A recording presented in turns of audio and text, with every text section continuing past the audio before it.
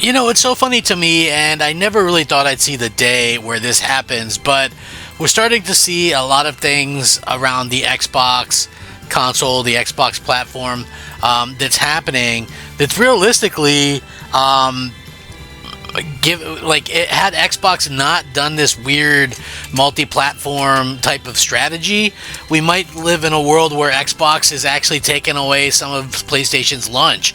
I mean, you have to wonder if Microsoft is kicking themselves a bit, seeing the way that they've kind of seen all this stuff kind of happen, where people are like, oh, like really hating on PlayStation. We're seeing a lot of, like, even in the media, people are like very much hating on the PlayStation, and we'll have to see if that's going to be something that continues to happen. You know what I mean? Like, I never thought I'd see it, but I want to get into this because I do feel that it is a very interesting topic and something that, some people are going to be talking about. What's up, everybody? I'm Crap Gamer. This is Crap Gamer Reviews with another video. Thank you so much for watching. I appreciate it. Please like, share, subscribe. I would appreciate that as well.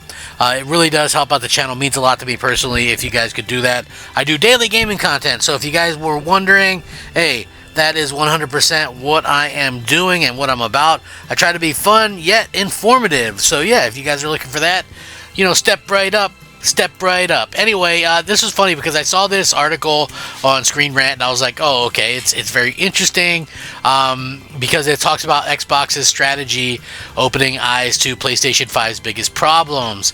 Obviously, Xbox isn't going to be doing the exclusive thing going forward.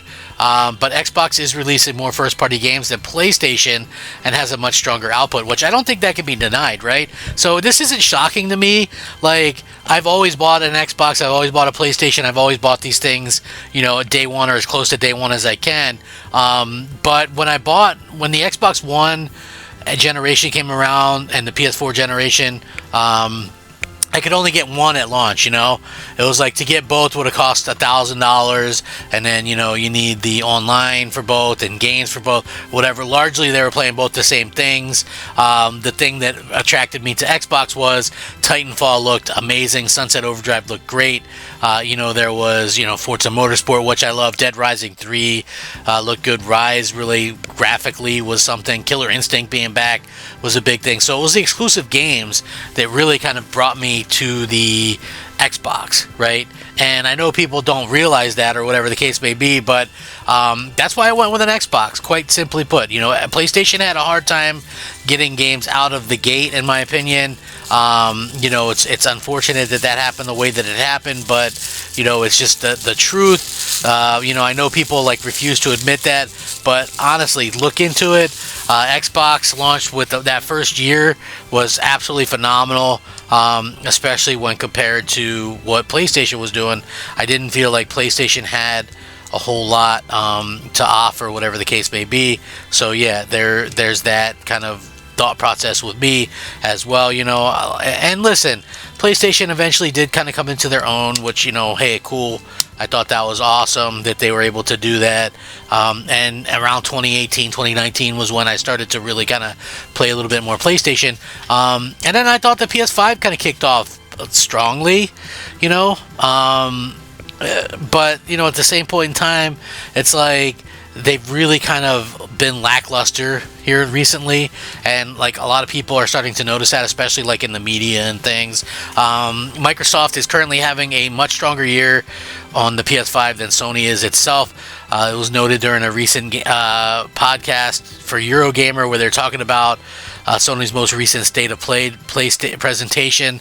They mentioned that Microsoft's commitment to its multi-platform approach and strong first-party output means that there are more Xbox first-party games coming to PlayStation this year than PlayStation's first-party games.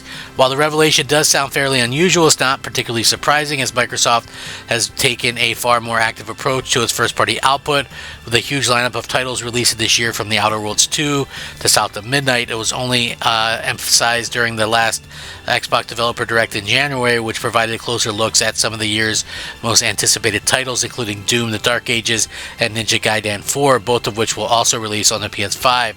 South of Midnight has not been confirmed to be making its way to PS5, PS5 in the future. However, with Microsoft's continuing to emphasize its focus on multi-platform releases, obviously it's probably going to make there at some point. Unfortunately, Sony appears to be lacking the same enthusiasm with its own first-party lineup for the year, even with huge titles like Death Stranding 2 on the Beach and Ghost of Yotai coming to PS5 this year. The selection pales in comparison to Microsoft's own offerings on the same console. Sony's most recent State of Play presentation failed to improve the year's prospects, with its biggest reveal, Housemarque's Saros, not releasing until 2026. PlayStation is currently lacking the strong first-party output that it's known for, putting it in a far worse position than Xbox for the remainder of 2025. Now, imagine if Microsoft had kept on with the exclusive situation, you know what I mean? Like, then that, I think, would be a totally different ball game that we'd be seeing right now, and we'd be seeing like everybody kind of, be really excited for, what's coming to, Xbox. They'd probably be buying Xboxes and things like that. So, we'll see if that's something that continues to happen in the future or not. I do really feel like Microsoft has a lot going on for itself. It just really kind of comes down to, if Microsoft is going to be able to do what they need to do to get people involved. I hope that we could get people involved on Xbox and excited about Xbox again. But, again, I think that's really on Microsoft if they're going to be able to do that. But they are outshining Sony right now in, a lot of ways. The lack of PS5 exclusives, according to this article, has begun to bother them. Sony has consistently struggled with first-party output the entire generation.